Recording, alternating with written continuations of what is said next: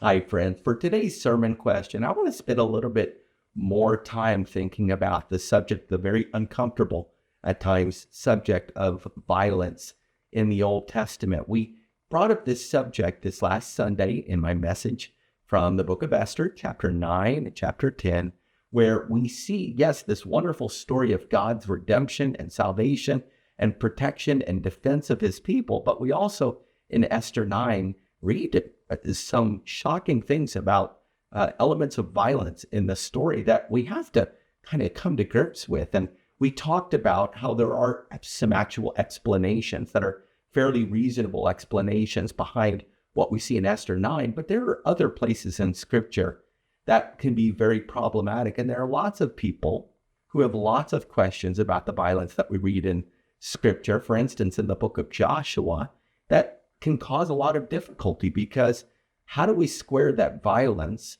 like in the story of Esther or in the story of Joshua and the taking over of the promised land? How do we square that with the God of love and of compassion and mercy? What are we supposed to do with that? And so what we see in the book of Joshua, and I just want to spend a moment there to kind of further illustrate the complexities of this challenge and this topic. And what we see in the book of Joshua, if you just sort of read it, is God raises up Joshua and empowers him and commissions him to lead the Israelites into the promised land and to take the inhabitants of that land, the Canaanites, and to completely wipe them out. And we're left just sort of looking at that going, well, what are we supposed to make of this?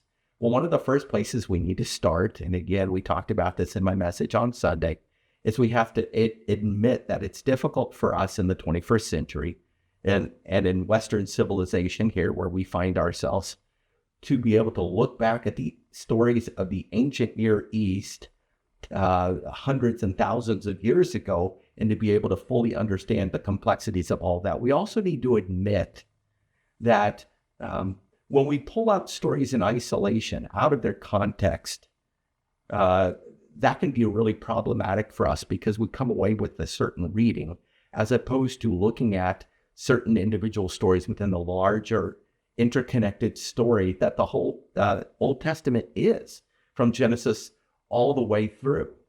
That what these stories are part of a larger story of God doing something really, really unique. So let's take the book of Joshua, for instance, and talk about, well, what are we to do with all of that kind of violence there? Because if you just read it in isolation, Joshua coming in and being commissioned by God to wipe out the Canaanites, it appears that by first reading that God is simply pro-ancient Israelite and that he is simply anti-Canaanite. Yet you read a little bit further, again in the larger context, a more complex picture begins to emerge. For instance, what are we supposed to do with Rahab? She was a Canaanite woman who proved her allegiance to God, the God of Israel. And God not only rescued Rahab, this Canaanite woman, and her family because of her allegiance to Yahweh, but she not only rescues them, but she also is incorporated into the larger genealogy of Jesus. She's part of the lineage that eventually leads to Jesus and his family line. And so there's an instance of, again, not simply being anti-Canaanite. There's some complexity there, and that God has times when he does something different that we don't fully expect. Or take the story in Joshua chapter 7 of an Israelite man named Achan who betrayed God and sinned against God. And you could read about that story in Joshua 7 about this Israelite man.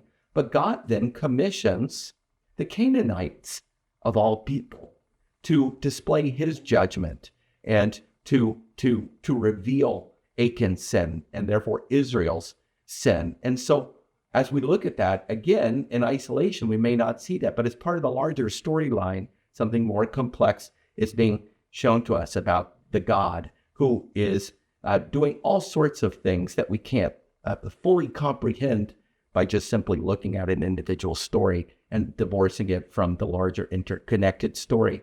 And not only that, within Joshua, we also have multiple stories of God taking Canaanite family groups. And then later on in the Old Testament, we see them popping up and being integrated into the community of Israel, of all people, especially during the story of David. So again, God is up to something here. What we need to understand is we need to read these things within the larger interconnected story. And what we know is that each of these interconnected stories in the Old Testament are eventually meant to point us forward to Jesus. And thank goodness for that. Because what we see in Jesus is a person who entered into the world and took the evil of humanity's history of violence into himself.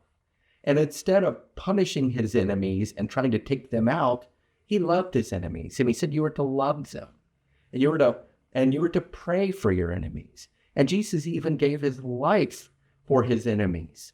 And so the way that we see these Old Testament stories about violence is they are pointing us towards something much, much better, which for us as followers of Jesus means looking at Jesus as our guide for our ethics and for how we are to deal with our enemies. So again, we need to understand that yes, these stories do exist in Scripture, and none of us can fully comprehend all of the mysteries of God. We don't want to minimize the questions that might arise, but we need to understand that the biblical authors don't always try to tie a neat little bow around all of our questions. And to paraphrase Tim Keller, just because you and I cannot see a reason why God might do something, like allow violence to take place in these stories, doesn't mean that God didn't have a good reason for it. Just because we don't fully understand the mind of God doesn't mean that God doesn't have his ways. And there's a measure of trust, ultimately, that's there as well. Well, I'm processing this question, and I know that you probably are as well. There's so much more that we could say than just in this short little video. But thank you for sending in this question and for being curious about this along with me as we seek to better understand the God who saves, the God who redeems, and the God who uses all sorts of means to accomplish his will. Thanks for joining us today.